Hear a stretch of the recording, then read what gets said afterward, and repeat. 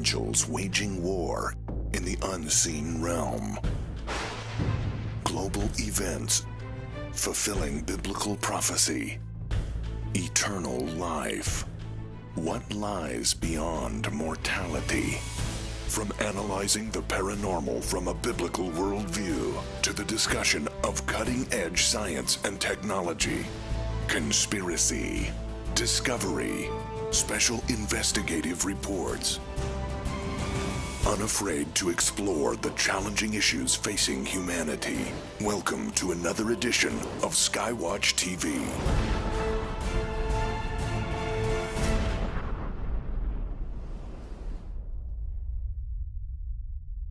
We Christians say that we believe in an unseen God who spoke the universe into existence, rose again from the dead, and yet we tend to impose a naturalist view on what we read in the Bible. Welcome to Skywatch TV. I'm Derek Gilbert. Joining me in studio, the host of Skywatch Women, my wife and best friend, Sharon Gilbert. Hi, honey. And our guest, who is a fascinating fellow. He's a scholar in residence at Logos Bible Software, the author of a number of books. I Dare You Not to Bore Me with the Bible, The Unseen Realm, Recovering the Supernatural Worldview of the Bible, and the host of the excellent Naked Bible podcast, Dr. Michael Heiser. Mike, good. Thanks for having me. Nice to have you back again. Yeah, it's fun. Specifically, want to talk about Genesis chapter 6, verses 1 through 4, which has been de-supernaturalized or demythologized yeah, over the centuries. And this can lead to some really different interpretations about what God was telling Moses about that, or what had been handed down to Moses through the histories that he was familiar with.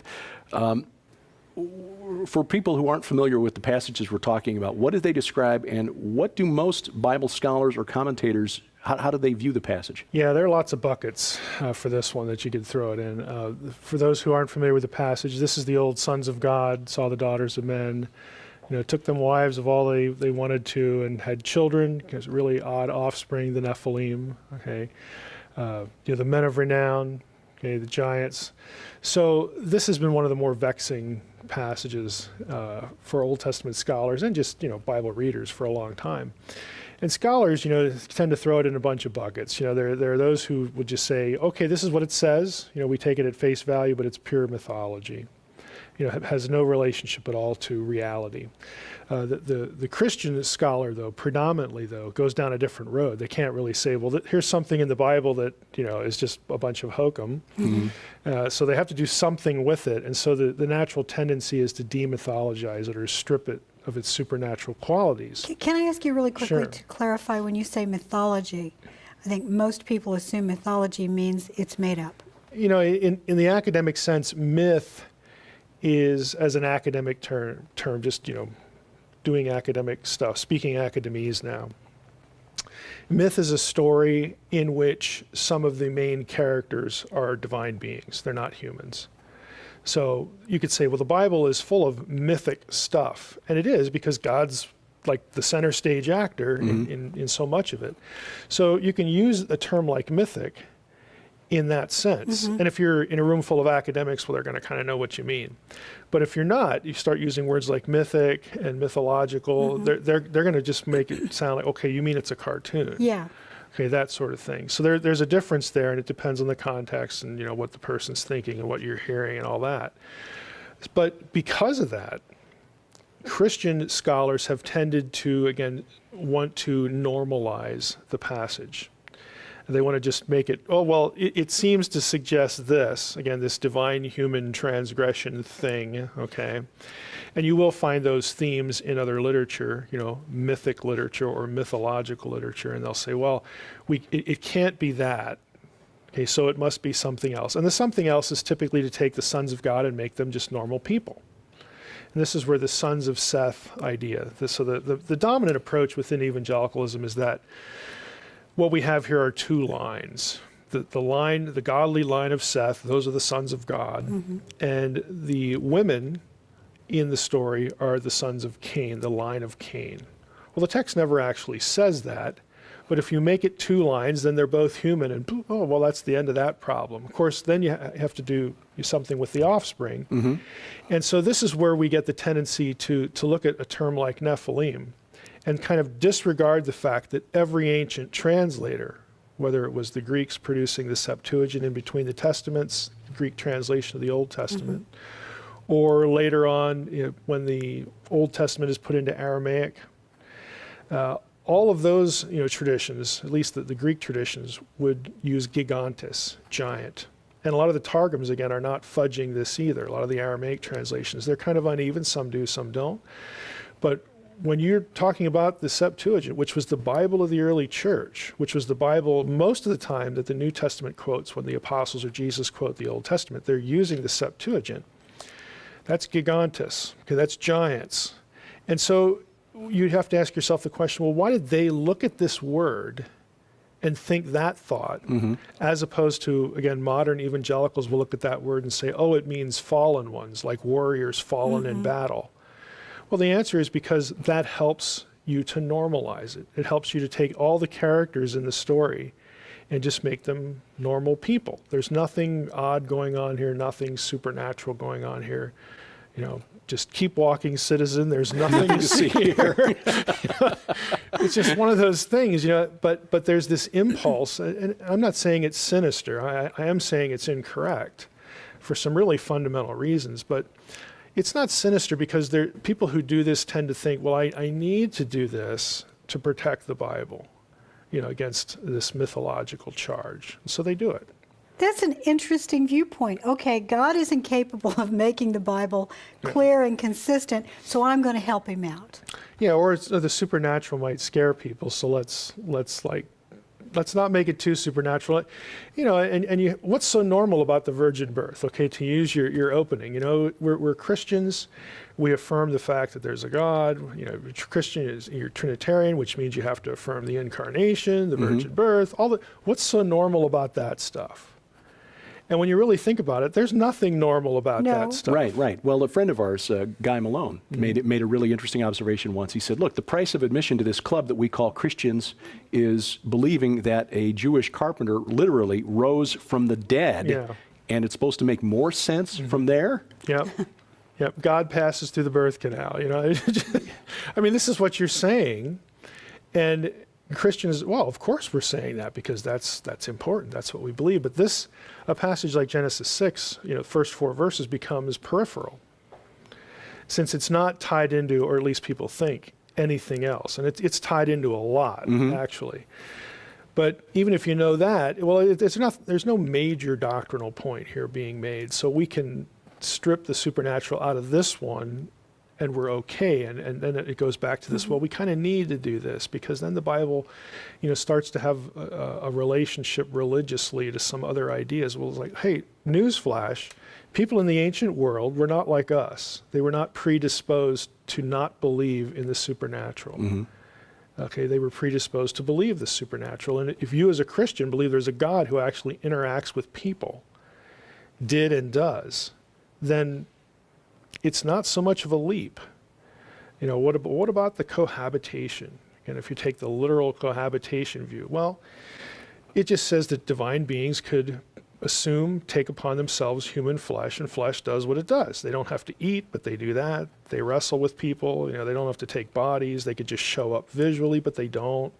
So again, they're very simple ideas that when you really think about them, it's like, well, yeah, that we would expect a divine being, a God, to be able to do something. And this doesn't seem like such a tall order as opposed to like creation. So what's the problem? And again, the problem is going back to this whole, I think, confusion of mythic and mythology and all that, because unbelievers love to throw rocks at the Bible for things like that. Yeah, you believe in floating axe heads and talking donkeys and giants who walked the earth back in the day. I just wanted to just stay on this just for a second. Since the original language doesn't mention the Cain line and the Seth line, how did that get started? Well, it gets started because of the assumption that Genesis 6, 1 through 4 is sort of building off Genesis 5, where you get genealogies, and other genealogies where you do have a line of Seth and a line of Cain in different biblical genealogies and in different passages. And so I hate to put it this way, but this is this is kind of the scholarly truth here. Hey, we don't really know what to do with the first 4 verses.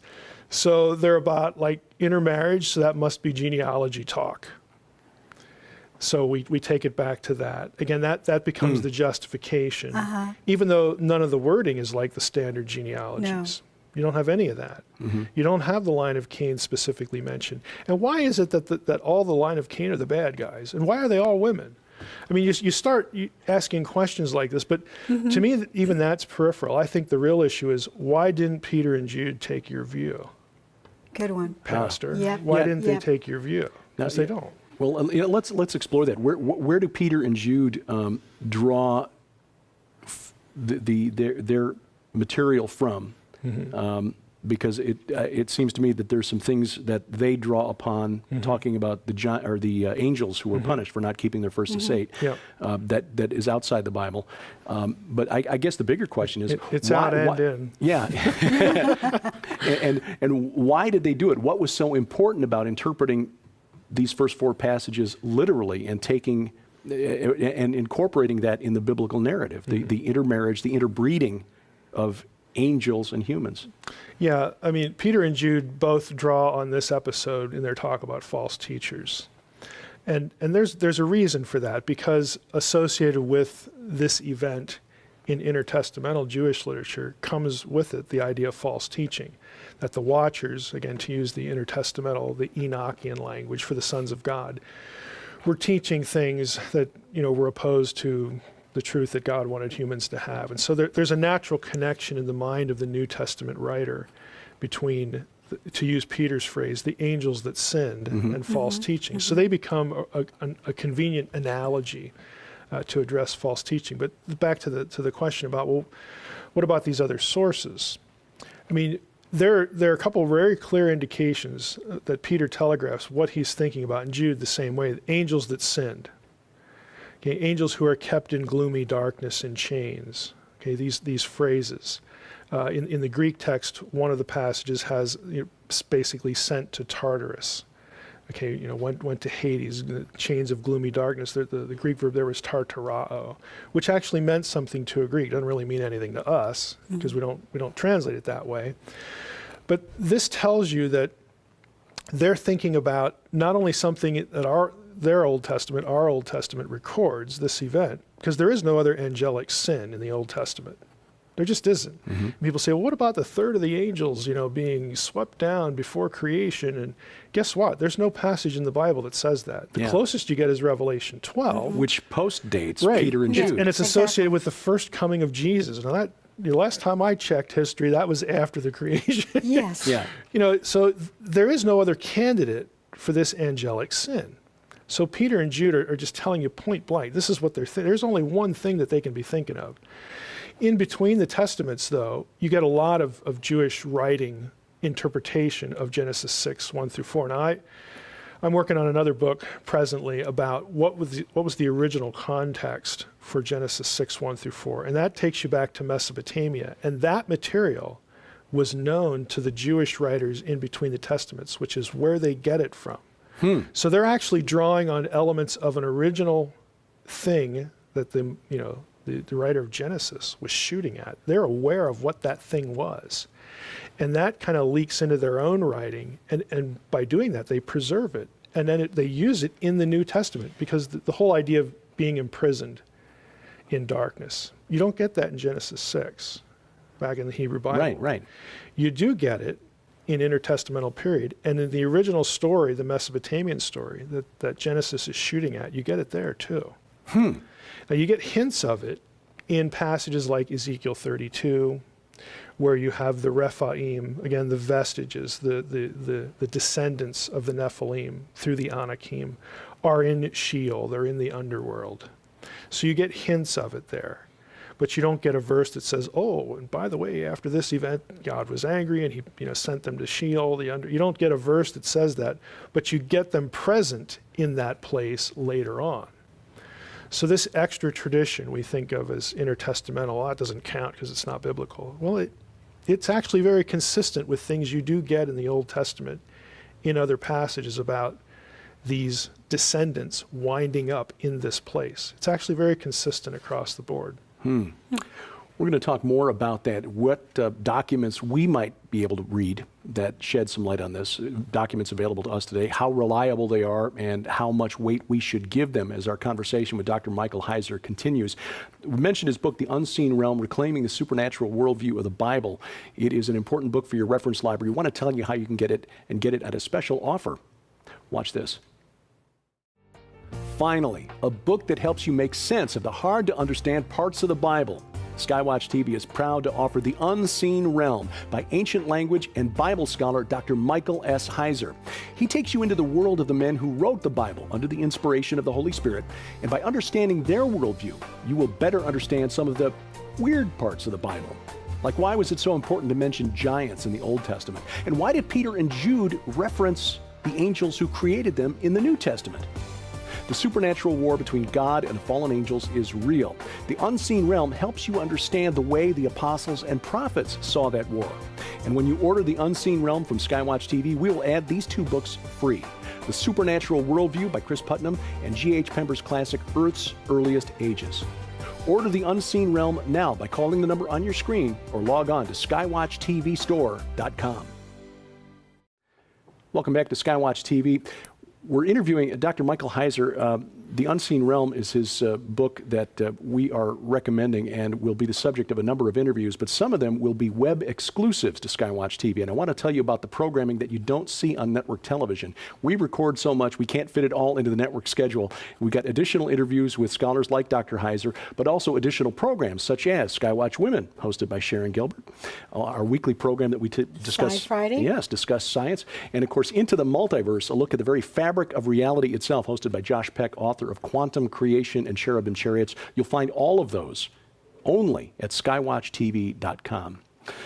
Now, Mike, intertestamental literature, things that were part of the Jewish consciousness, Jewish theology, between the end of the Old Testament and the opening of the book of Matthew. Why should we care? Yeah, it's not in our Bibles. relevant Why should we care? is that to 21st century American Christianity? Why does it matter? Yeah, well, believe it or not, the people who wrote the Bible read things. Okay, they actually read. They were readers, just like you and I are. And when they read something, they sometimes found it useful to talk about some other thing. And again, this is just what we do. I like to use the illustration, look, in a Reformed context, a Calvinistic context, you'd be trained in seminary, hey, go read John Calvin's commentary on Romans, or read Calvin's Institutes, or something like that. Well, you're going to find that valuable, again, within your tradition when you go to interpret Romans, or you go to interpret some other passage. You're going to have Calvin in your head. And there's nothing wrong with that. Okay, I would suggest you need to work in the original text, but hey, he might say something that really captures a point very well. And you could bring that into the pulpit, and it helps you communicate an idea in a sermon or a lesson or whatever. It's the same thing with New Testament writers. They read a lot of material. And a book like what we call Book of Enoch, First Enoch in academic parlance, that was widely read. It shows up in the Dead Sea Scrolls. It's quoted in other material. People knew what that book was about, and similar books. And the New Testament writers, Peter and Jude, are the best examples, but there are actually a number of other examples throughout the New Testament where you can tell, again, if you know what you're looking for, and if you know the Enoch stuff well, you know that they're tracking on something here. They read that, and they found it useful. It doesn't have to be inspired to be useful. It's just, well, okay, I got this floating around in my head, and I want to talk about this point about the angels that sinned, and okay, I know just how to word this because this writer over here really said it well.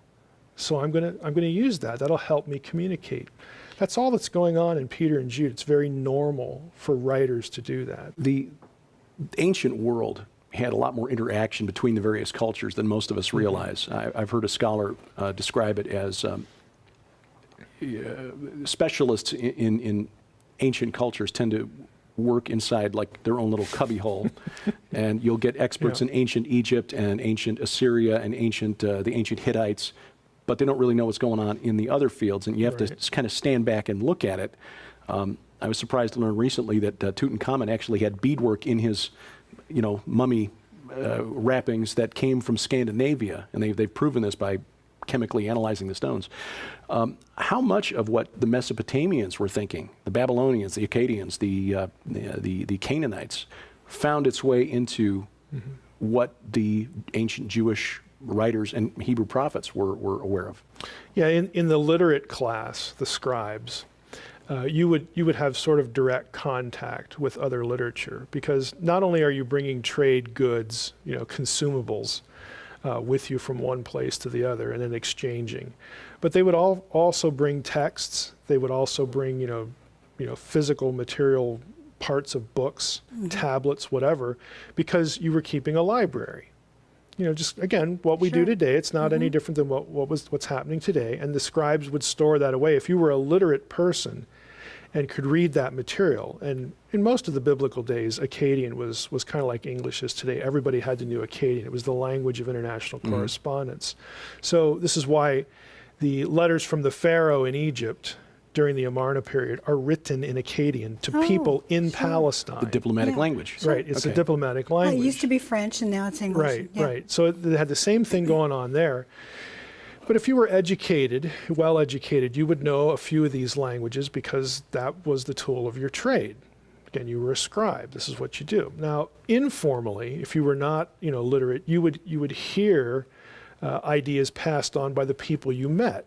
Okay, hey, I met this guy down by the shipyard, and he's from, Anatolia, and he was talking about this, his god, this or that, deity did this or that, and you get into these conversations about the circumstances of life and how they looked at the world, and of course for them the world, the supernatural interacts with what they're doing all the time, positive and negative, and so you hear about things, and so there's some cross-fertilization in an informal way too.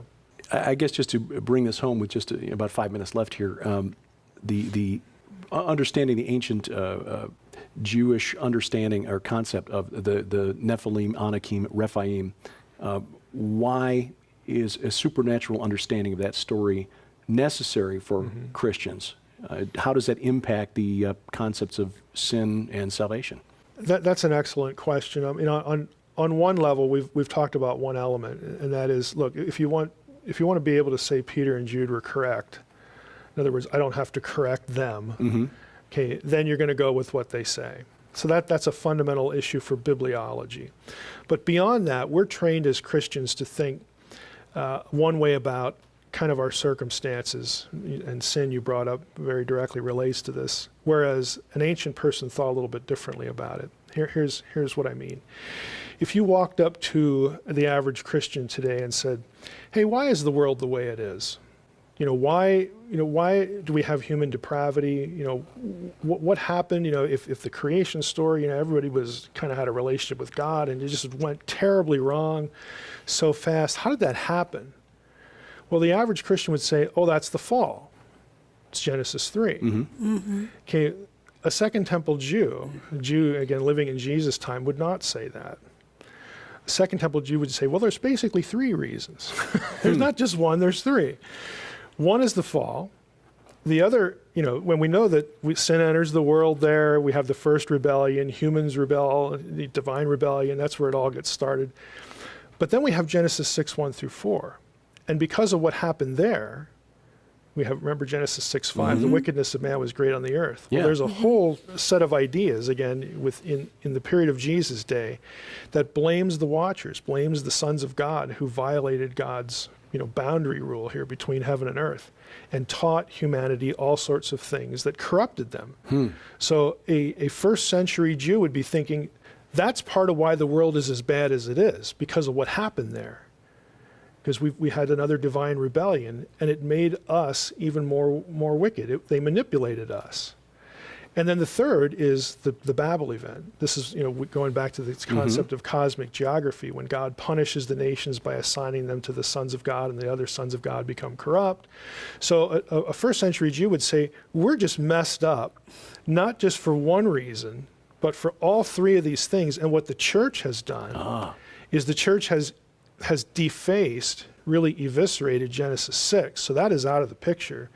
And you never really learn about what You never really learn about Deuteronomy 32, 8, and 9 when it comes to Babel. You just learn the story.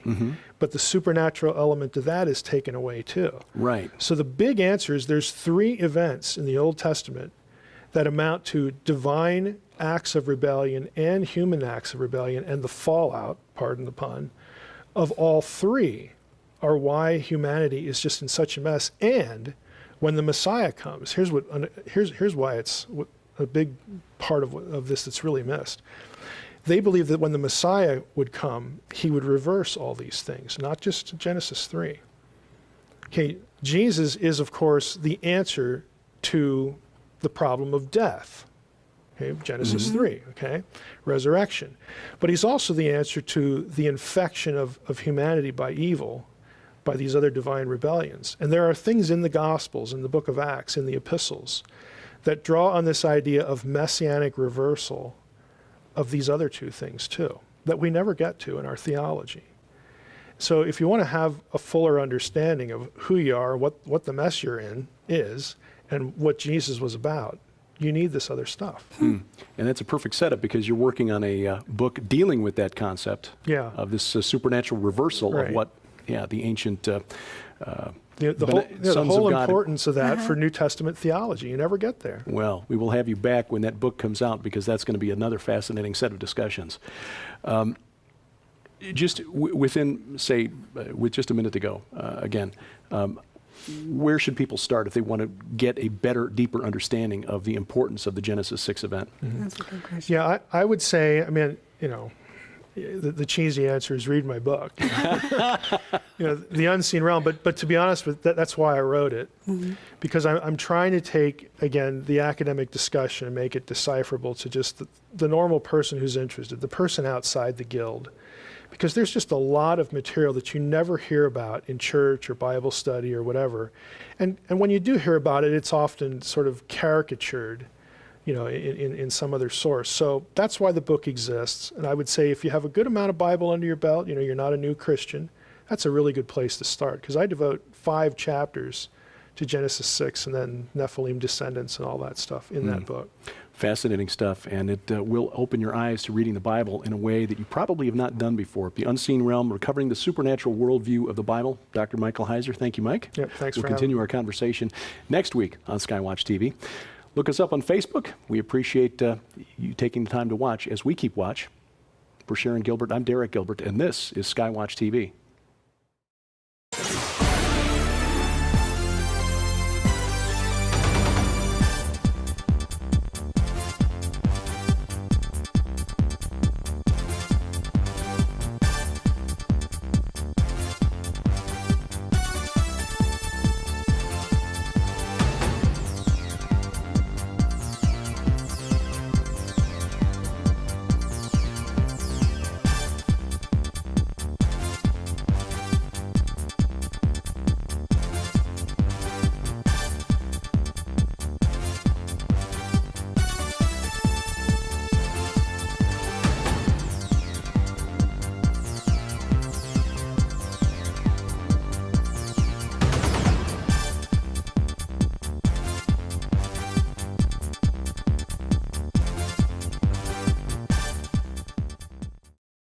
Wives of all they wanted to and had children, because really odd offspring, the Nephilim, okay, the men of renown, okay, the giants. So this has been one of the more vexing passages for Old Testament scholars and just Bible readers for a long time.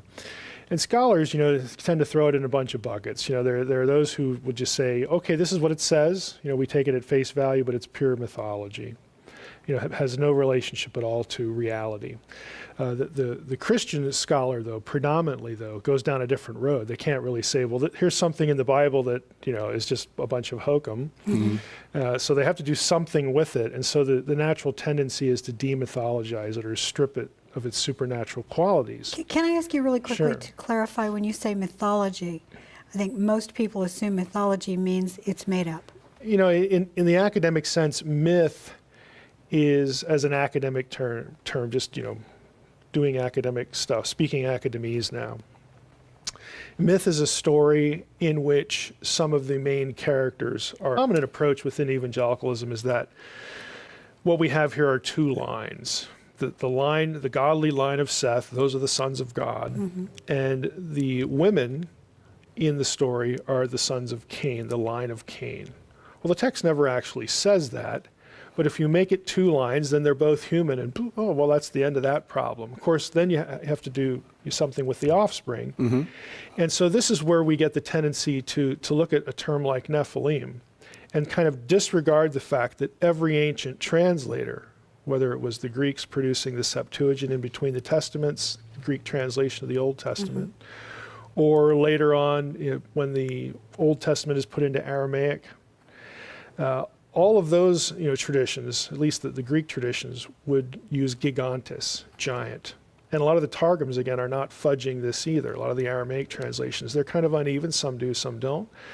But when you're talking about the Septuagint, which was the Bible of the early church, which was the Bible most of the time that the New Testament quotes when the apostles or Jesus quote the Old Testament. Studio, the host of Skywatch Women, my wife and best friend, Sharon Gilbert. Hi, honey. And our guest, who is a fascinating fellow. He's a scholar in residence at Logos Bible Software, the author of a number of books.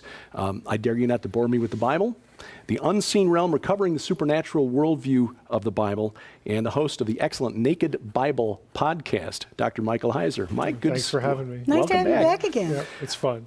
Specifically, want to talk about Genesis chapter 6, verses 1 through 4, which has been de-supernaturalized or demythologized over the centuries. And this can lead to some really different interpretations about what God was telling Moses about that, or what had been handed down to Moses through the histories that he was familiar with. For people who aren't familiar with the passages we're talking about, what do they describe, and what do most Bible scholars or commentators, how do they view the passage? Yeah, there are lots of buckets for this one that you could throw it in. For those who aren't familiar with the passage, this is the old sons of God, saw the daughters of men, took them.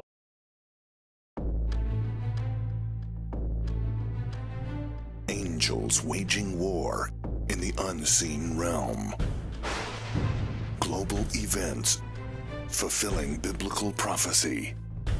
Eternal life. What lies beyond mortality? From analyzing the paranormal from a biblical worldview to the discussion of cutting-edge science and technology, conspiracy, discovery, special investigative reports. Unafraid to explore the challenging issues facing humanity. Welcome to another edition of Skywatch TV.